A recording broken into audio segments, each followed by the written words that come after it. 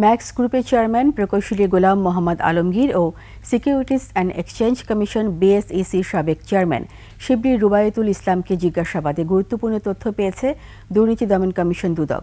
এদিকে সাবেক বিমান বাহিনীর প্রধান air vice marshal Sheikh Abdul হান্নানের ৩,০০০ কোটি টাকার দুর্নীতির অনুসন্ধান শুরু করেছে সংস্থাটি।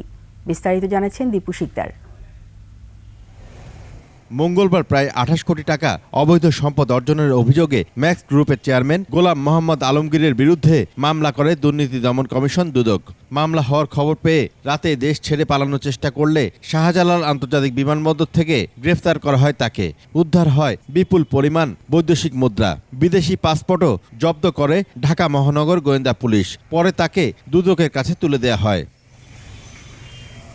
মঙ্গলবার রাতে গ্রেফতার করা হয় পুঁজিবাজার নিয়ন্ত্রক সংস্থা Bangladesh securities and exchange commission বিএসইসির সাবেক চেয়ারম্যান শিবলি রুবায়েতুল ইসলামকে। ধানমন্ডি থেকে গ্রেফতার করা হয় তাকে। গোয়েন্দা পুলিশের হাতে গ্রেফতার হওয়া রুবায়েতকেও দুদকের কাছে দেয়া হয়। সেগুন বাগিচার প্রধান কার্যালয়ে আলমগীর ও রুবায়েতকে আলাদাভাবে জিজ্ঞাসাবাদ করে দুদক টিম। পরে 10 দিনের রিমান্ড আবেদন জানিয়ে আদালতে তোলা হলে তাদের কারাগারে পাঠানোর নির্দেশ দেন ঢাকা মহানগর দায়রা জজ মোহাম্মদ জাকির হোসেন গালিব। রিমান্ড শুনানি হবে বৃহস্পতিবার। ২৭ কোটি ৮৬ লক্ষ টাকারও বেশি গাত আয় বহির্ভূত সম্পদ অর্জনের অভিযোগে একটা মামলা রুজু করা হয়েছিল।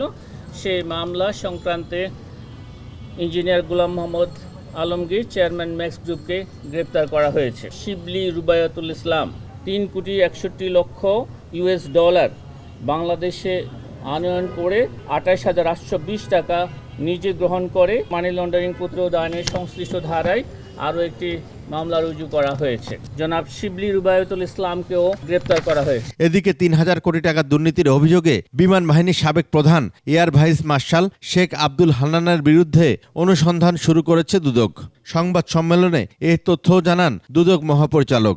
এয়ার চিফ মার্শাল অবসরপ্রাপ্ত শেখ আব্দুল হান্নান সাবেক বিমান বাহিনী প্রধান ঢাকা এর বিরুদ্ধে ক্ষমতার অপব্যবহার, রাষ্ট্রীয় অর্থের ক্ষতি সাধন, ঘুষ গ্রহণ, নিয়োগ বাণিজ্য, বিভিন্ন অনিয়ম ও দুর্নীতির মাধ্যমে অর্থ আত্মসাৎ পূর্বক বিদেশে অর্থ পাচার সহ নিজ নামে এবং পরিবারের সদস্যদের নামে গাত আয় বহির্ভূত সম্পদ অর্জন সংক্রান্ত অভিযোগের বিষয়ে অনুসন্ধানের সিদ্ধান্ত গৃহীত হয়েছে। সাবেক প্রতিমন্ত্রী মুন্নুজান সুফিয়ানের বিরুদ্ধেও মামলা দায়েরের তথ্য জানান দুদক মহাপরিচালক। ক্ষমতার অপব্যবহারের মাধ্যমে গ্র্যাডুয়েশন তালিকার ৪৮ নং ক্রমিকে থাকা।